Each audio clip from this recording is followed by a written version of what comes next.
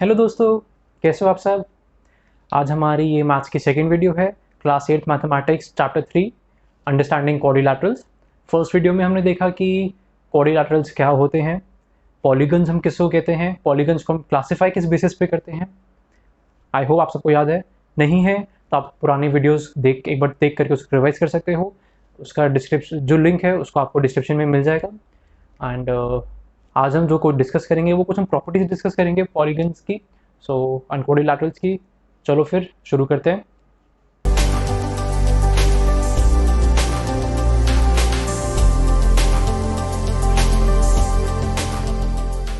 सबसे पहले हम डिस्कस करेंगे डायगोनल्स क्या होते हैं। डायगोनल्स अगर आपने सुना होगा, देखा होगा, तो बहुत ही कॉमन वर्ड है। बता रहे हैं आपको, डायगोनल। डायगोनल मतलब जो एक पॉइंट से दूसरे पॉइंट को टच कर रहा हो।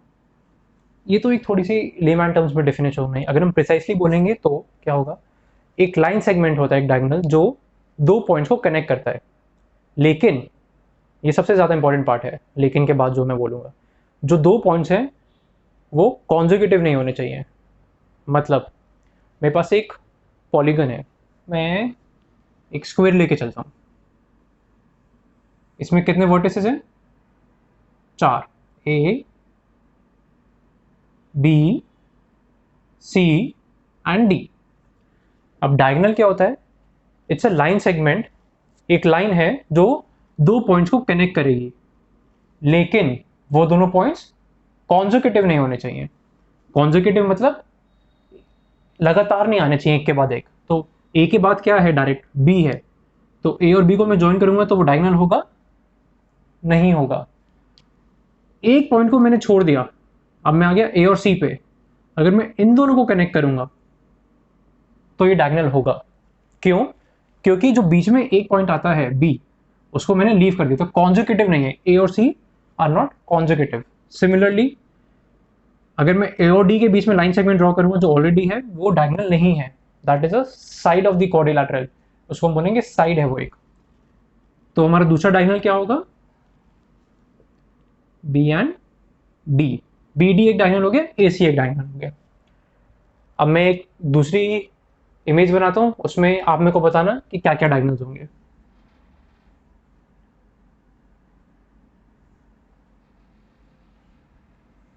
सबसे पहले तो मेरे को आप ये बताओ, ये कौन सी पॉलीगन है, कितनी साइड्स है इसमें?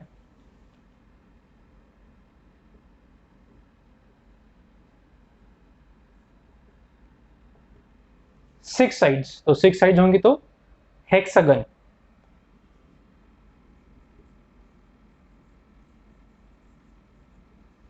अब इसके डायगोनल्स देखते हैं। ए और बी को कनेक्ट कर रहा हूं मैं, क्या ये डायगोनल हुआ? नहीं हुआ। ए और सी डायगोनल? यस। ए और डी एक डायगोनल, ए और ई एक डायगोनल, ए और एफ नॉट अ डायगोनल। अब मैं बी से शुरू करता हूं। बी और ए नहीं, बी और सी नहीं, बी और डी यस, बी और ई यस। हमने क्या बोला था? कम से कम एक पॉइंट का डिफरेंस होना चाहिए। एक से ज्यादा का तो हो ही सकता है, बट कम से कम मतलब बस एक का होगा तो नहीं चलेगा, एक से ज्यादा होना चाहिए। एक से ज्यादा कितने भी पॉइंट आ सकते हैं। तो बी और सी नहीं होगा। अब बी सी के बाद कितने भी आ सकते हैं, B D, B E, B F, कितने भी आ सकते हैं। बी ए तो फिर वापस डिफरेंस जीरो हो गया, तो नहीं होगा बी एफ। अब सी से शुरू करूंगा। सी और ए ऑलरेडी डायगोनल बना हुआ है तो नहीं बनाएंगे। सी और बी नहीं है, सी डी नहीं है, सी एंड ई, सी और एफ। ठीक है। डी और ए ऑलरेडी बना हुआ है, डी और बी ऑलरेडी बना हुआ है, डी और सी डायगोनल नहीं है, डी और ए डायगोनल नहीं है, डी और एफ। ठीक है। अब आई गेस कवर हो चुके हैं सारे। ई और ए ऑलरेडी डायगोनल बना हुआ है, ये वाला। ई और बी भी बना हुआ है, ई और सी भी बना हुआ है, ई और डी तो है ही नहीं डायगोनल, ई एफ भी नहीं है। एफ बी ऑलरेडी सबसे कनेक्टेड है, एफ और ए नहीं है, F B connected, F C, F D, F is not a diagonal. तो हमने देखा हेक्सागन में डायगोनल हम बना सकते हैं, स्क्वायर में डायगोनल बना सकते हैं। ठीक है। तो ये तो हमारी हो गई डायगोनल्स की डेफिनेशन। अब एक और कॉन्सेप्ट आता है, उसको भी हम कवर कर लेते हैं। वो आता है इंटीरियर। और एक्सटीरियर। पहले तो हम नॉर्मल इंग्लिश में इसका मतलब समझते हैं। इंटीरियर का मतलब क्या होता है? आप घर के अंदर हो तो हम क्या बोलते हैं? इंटीरियर। तो आप अगर किसी शेप के अंदर हो, किसी पॉलीगन के अंदर हो,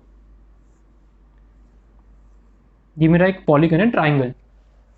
अगर मेरा एक पॉइंट यहाँ पे है तो हम उसको क्या बोलेंगे? पॉइंट कहाँ पे है? उसके इंटीरियर में है। क्यों? क्योंकि ये क्लोज्ड शेप है। जब हमने डेफिनेशन भी डिस्कस करी थी पॉलीगन्स की, तो हमने देखा था कि जो क्लोज्ड होता है वो एक पॉलीगन, हम उसको एक नेसेसरी कंडीशन है। वैसे ही हम कह सकते हैं कि हमारा ये जो पॉइंट है वो एक इंटीरियर में लाई कर रहा है। अगर मैं यहाँ बोलूँगा तो ये एक्सटीरियर हो गया। ये तो हमारी एक अच्छी सी, थोड़ी अच्छी दिखने वाली शेप है। कभी कभी पॉलीगन्स थोड़े से अलग भी आते हैं। प्रीवियस वीडियो में भी हमने देखी थी ये वाली ऐसा कुछ।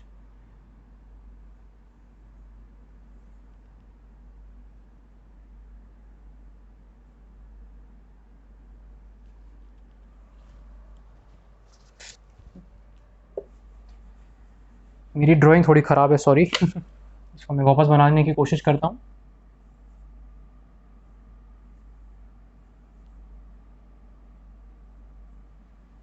ठीक है। अब यहाँ पे जो पॉइंट आता है ये मेरा एक्सटीरियर में है या नहीं है, ये क्वेश्चन है। क्यों? प्रॉब्लम क्या है कि अगर मैं इनको लेबल करूँ ए, बी, सी एंड डी। अब पहले मैं डायगोनल्स बनाता हूँ। ए और बी नहीं बनेगा, ए और सी एक डायगोनल, ए और डी नहीं है डायगोनल। बी से बनाया तो बी और ए नहीं है, बी और सी नहीं है, बी और डी। चलो इसको मैं क्लैरिफिकेशन के लिए अलग कलर से बनाता हूँ, वरना कंफ्यूज हो जाएंगे हम कि साइड क्या है, डायगोनल क्या है।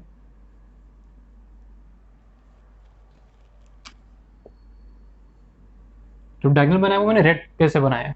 अब ये मेरा डायगोनल है, तो क्या ये पॉइंट जो है मेरा, ये एक्सटीरियर में है, इंटीरियर में है? क्योंकि डायगोनल से तो ऊपर आ रहा है, और ये डायगोनल भी अपने में आ जाता है कि एक्सटीरियर डायगोनल है। दिस इज एन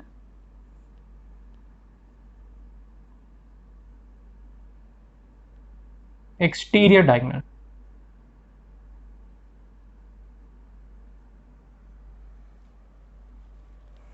तो ये पॉइंट भी हमारा एक्चुअली क्या है, क्योंकि जो इस पॉलीगन है उसका क्लोज एरिया ये है, तो ये पॉइंट भी एक्चुअली एक्सटीरियर में ही है।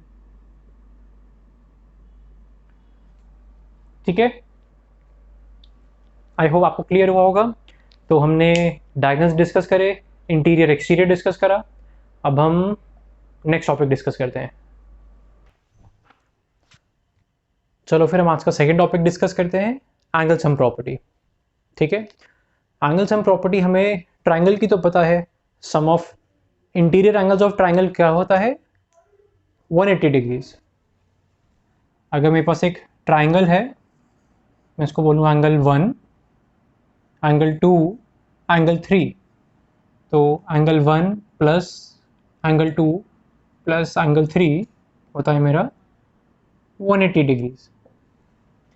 अगर आप चाहो तो हम इसको प्रूव भी कर सकते हैं। कैसे? आप दो पैरेलल लाइंस बनाओ, एक ट्राइंगल हमने ऐसा बनाया, ये लाइन हमारी पैरेलल है। तो अगर आप में से कोई देखना चाहता है कि हम सम ऑफ एंगल्स 180 क्यों है, मैं उनके लिए बता रहा हूँ बस। ये ज़रूरी नहीं है कि आप सब देखें, बट अगर आप देखोगे तो अच्छी बात है। ये तीन एंगल्स हैं, 4, 5, 6, 7। ठीक है, अब हमें बस सिंपल सी प्रॉपर्टीज यूज करनी है इसमें। क्या? एक स्ट्रेट लाइन पे एंगल होता है 180 डिग्रीज, तो angle 1 plus angle 2 plus angle 3 is 180 degrees.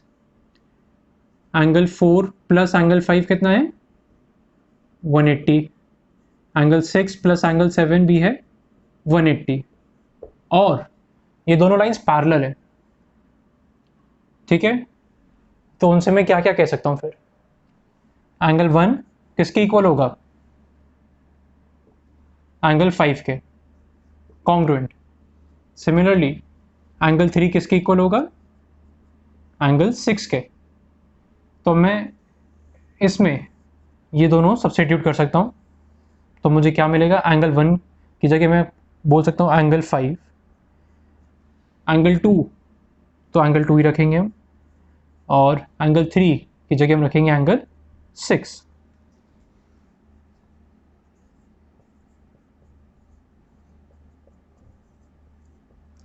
तो ये हमने प्रूव कर दिया कि एक ट्राइंगल में तीनों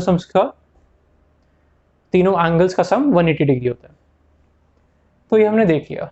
अब मैं एक नेक्स्ट क्वाड्रिलैटरल देता हूं जिसमें 4 वर्टिसेस होंगे।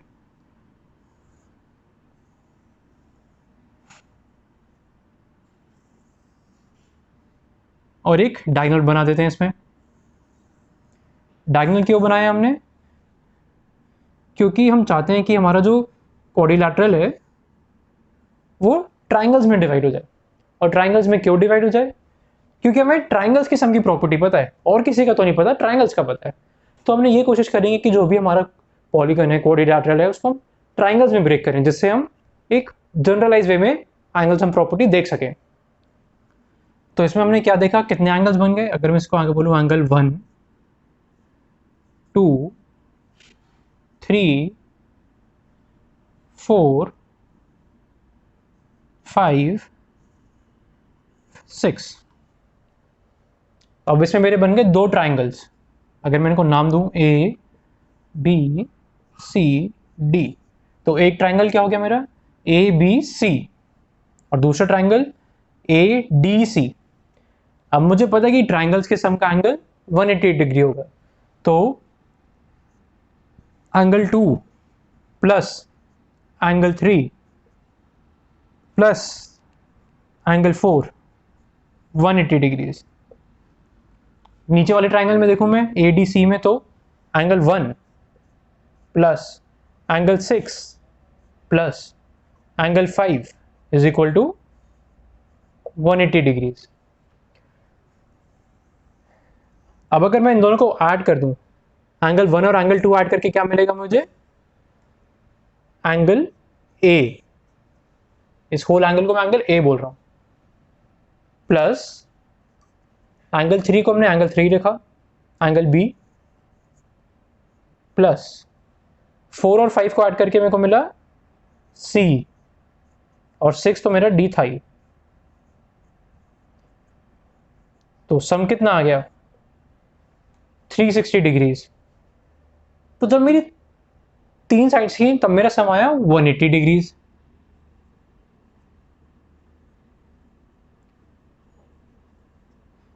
ऐसा करता हूं मैं, इसको यहां लिख लेता हूं।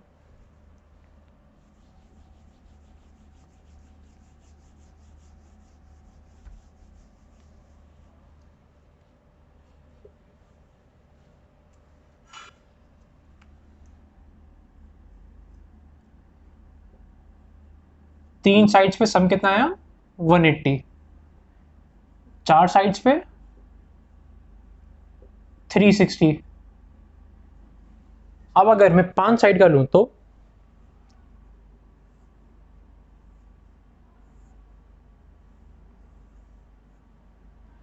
सबसे पहले हम क्या करेंगे, डायगोनल्स बना के ट्राइंगल में ब्रेक करेंगे।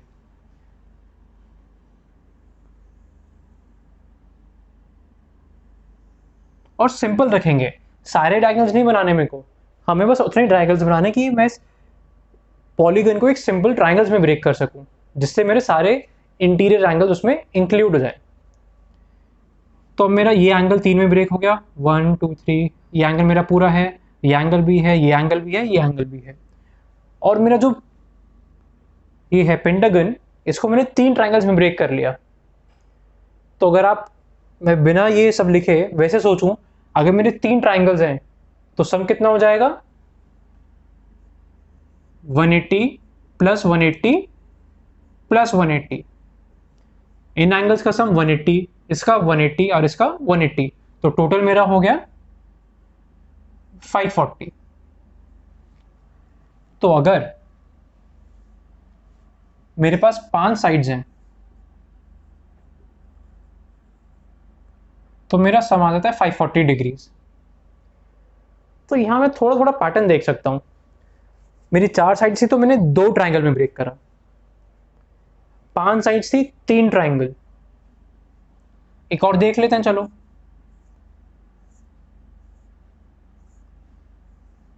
अब इसको भी मैं डायगोनल्स बना के ट्राइंगल में ब्रेक करूंगा।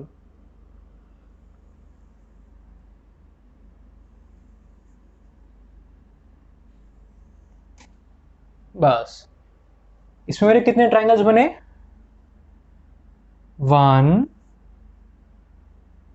2 3 एंड 4। नाम से देखना चाहो आप अगर, ट्राइंगल 1 है मेरा ABC, ट्राइंगल 2 है ACD, ट्राइंगल 3 है ADE और ट्राइंगल 4 है AEF। तो 4 ट्राइंगल बने तो मैंने 6 वर्टिसेस लिए। तो मेरा सम कितना हो जाएगा? 540 प्लस 180 720। ये है मेरा 6 साइड्स के लिए। तो जनरल एक, अब हम इसको जनरल करके लिख देते हैं।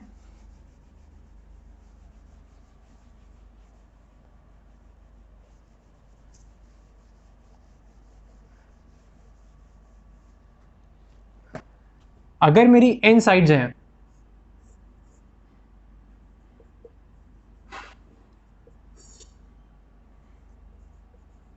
सम ऑफ